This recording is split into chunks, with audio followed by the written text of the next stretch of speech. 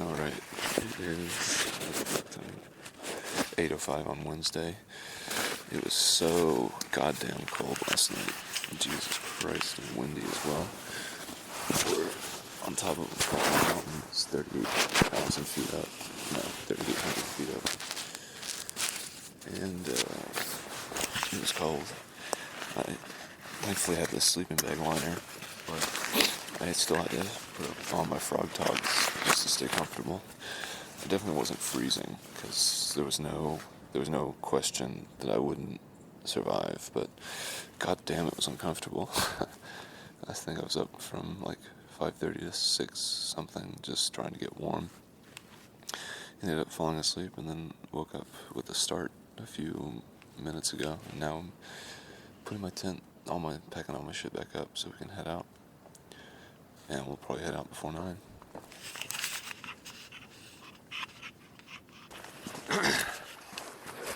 Alright, we have packed up and headed out. Still Wednesday. 9:12. I think I did a clip at 9:12 yesterday too. But we have a 19-mile day in front of us. The wind just seems to have been stopped by the mountain. We changed our direction. Hold on a second. Oh, man. Yeah, the wind just died down. It's so fucking cold up here. We got a 19-mile day in front of us.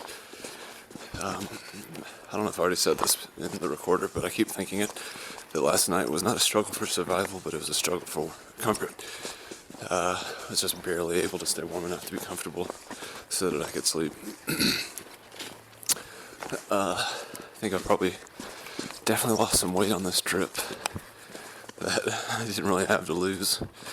So I'm hoping today, even if we're not able to sleep inside of some sort of a cabin or whatever, we have to tent again. Sounds like our campsite's going to be low, like 600 feet or so.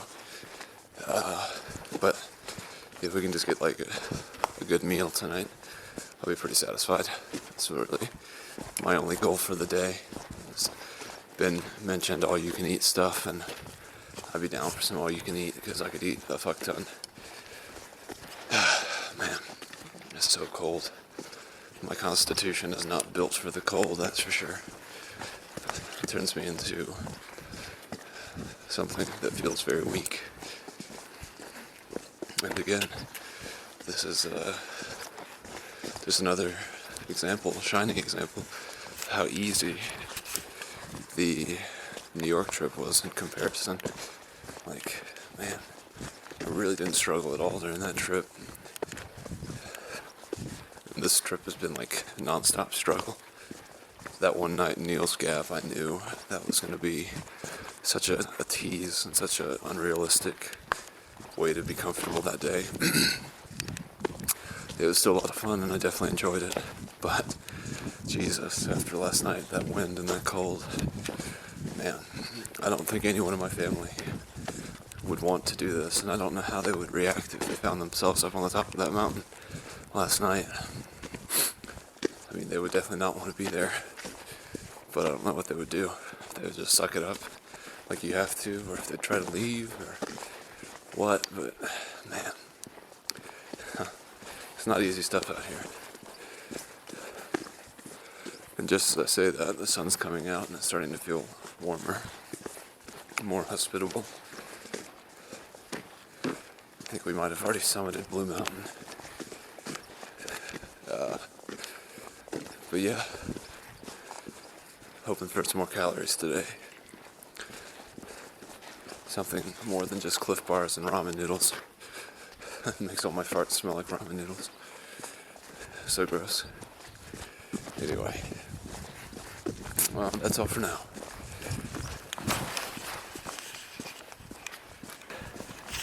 Just had a second instance of trail magic. Definitely wasn't conservative this time. Took as much as I could. Coffee, water, 2 honey buns, a banana, cup of soup. Feeling good now. reinvigorated. Certainly wasn't feeling weak yet, but starting to feel weak enough to worry about feeling weak. Ben left without me, so he's probably, I don't know, a few hundred feet in front of me somewhere. And yeah, I definitely learned from last time with the trail magic to take it for granted.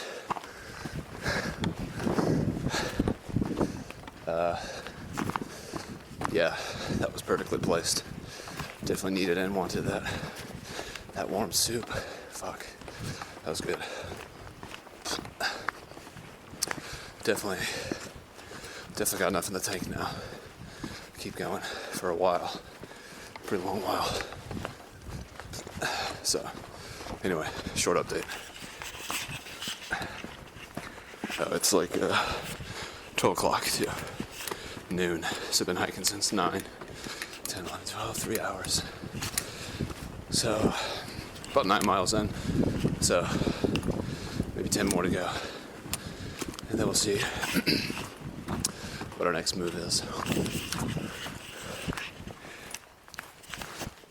Still Wednesday, 1 p.m. It's been a while since the trail magic food, and that definitely did wonders for me. Still trudging away. We're probably a little over halfway at this point to where we're getting to. It's funny doing this with Ben. Like, I'm just learning so much about how to do this like efficiently and well. And I have personally for myself a pretty steep learning curve. Thankfully I'm physically fit, so if I find a better way to do something, I can just quickly start implementing it. I don't have to worry about like getting fit in the process as well. But damn, New York was such a piece of cake. I wonder how Ben would fare though if the tables were reversed. Maybe I would I guess I'd have to lead us to do that. And I wonder what kind of bike he would have. Yeah, it'd be interesting. We could even bike and camp with 2 people. That would be easy, cheap too. When I went to New York, money wasn't really an object, but now that I feel comfortable camping, it could definitely be something. Like maybe stop at one hotel midway through, do laundry, shit like that. Really enjoy an evening. But yeah, camping along the way would be cool. I wouldn't say I would regret not doing it to the New York thing, because there's no way I would have wanted to do it at that time. But in the future, it's definitely a possibility. So, onward and upward, I suppose. I'm listening to AWOL's book about the Appalachian Trail, which is just really coloring this experience a lot more for me. Because rather than just walking through, I can listen to his accelerated version, him going all the way to Maine, and all the trials and tribulations therein. I think I'd like to buy at least the Georgia portion of his guide, and then just kind of look over it retrospectively, get an idea of what he says about it. Because I've got the Gut Hooks app, but it's kind of bare bones. His guide might be too. I don't really know, but I like him as a guy, so I can give it a shot. Anyway, grade's going back up, so is recorder. Bye.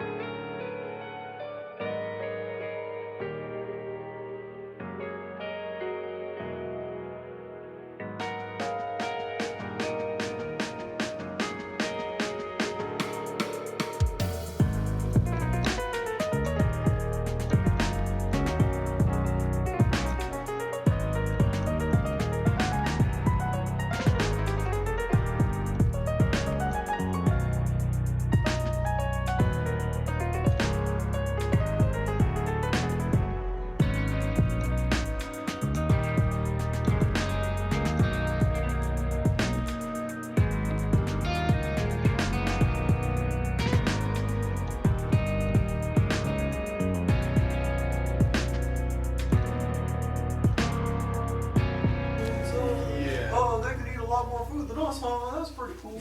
Dirty, sneaky. Yeah. Hippies. But then New York, that's what they say. Yeah. It changes, like, at the Mason-Dixon line, it goes to, like, what are these gross people doing in my, like, my restaurant right now? Oh, yeah, every year there's always gross people. And they don't like it, it changes, it's so funny. Well, yeah, I know, it's just the culture, you know. But yeah, so our plan is to get, we're in Saturday, so it's just a little Okay. section hike. But our plan is to get to Franklin by then and do St. Patty's Day in Fuck Franklin, yeah. probably. Fuck yeah. Because my girlfriend's gonna come and pick us up, but it's like whatever time she's up. So if we get there early, then it's like, all right, cool, we're gonna like hang out and have a good time. Franklin was a pretty fun town last time I was there. Yeah. It's pretty small, but I think I've heard there's a brewery there now, and a couple places to stay. And they had like this big party there last time we were there. Yeah, it was like a hiker party. You know, I'm trying to, I'm making my way, you know, but I'm going slow, dude. Awesome. I'm That's the way to go. I'm going really slow. And I've been coming in town, you know, giving him a break, and Yeah. it's been good. It's been a fucking great time. How long have you been at it? I started the 5th, Awesome. so yeah, I'm here, so. Right. That's how I was when I came out here. I didn't have any sort of. I mean, that's No what made me time run for out of it. money a little bit. But like, hey, you know, I was young back then. I didn't understand kind of what I needed to, and I was learning how to like dumpster dive and stuff. But the opportunity of going to this farm and having, you know, like a real food, but like also learn some cool stuff, you know. Well, that's what I'm really looking forward to, is warm up with him, Yeah. to just be, because if he gets Have you wet, figured out what to do in the Smokies yet? oh yeah, I'm gonna Okay. board him, and then they'll drop him off Yeah, after. awesome. Yeah, because there's a couple of avenues that you'll find as you go. Like I Yeah. said, like Well, this it's guy gonna just be a came good up to us and break he was like, for "Oh, just him. watch It's your gonna be a good dog." break for me. You know what I mean? I'll get to do a week by myself, and And Gatlinburg's really fun, man. Yeah. That's a good time. yeah, because I mean it's tough. Like when I get into town, or even when I get to, to the shelter, I don't Mhm. sleep in the shelters Yeah. because he doesn't sleep good in the No, shelters. exactly. I did the first night, and I was like, nope, can't do this. You know, what's the matter, bud? What happens if he gets wet though? Oh, then so I've got a towel to dry him off with, Yeah. but then he still gets my shit wet. Yeah, Right. And it's exactly. being so cold, I did it once, and I was like, nope, Exactly. you're not gonna kill me, dude. You know what I mean? Like, no. Yeah, I use a hammock, and that makes it the worst when I take my dog because I go from a hammock to a two-person tent. And I'm just like, I gotta go in my I've got hammock. a 2-person tent. Yeah. I got an ultralight 2-person tent. Because I tried the hammock with the dog, and so what you do is you tie them on like a run line next to the hammock. But they don't like that. They want to be right where you are and not be able to see what's going on out there. So I found when she's in the tent, that's the best she'll do out on the trail. Yep. But my dog's a rescue and doesn't like, it's totally cool with other dogs, but is scared of most people. And so having to deal with that the whole way out here would just be like, He's really good. yeah. He's No, he seems really smart. Like I got him when he was 8 weeks old. Wow. I picked him out when he was 7. It's the kind of breed that I would go with out here for sure. Mine's a pit rot mix. And so she would do it and deal with it, but the temperament of like her personality just not liking Well, people. at Trey Mountain Shelter, Yeah. this other dude walked up with like a pit bull, something mix, Yeah.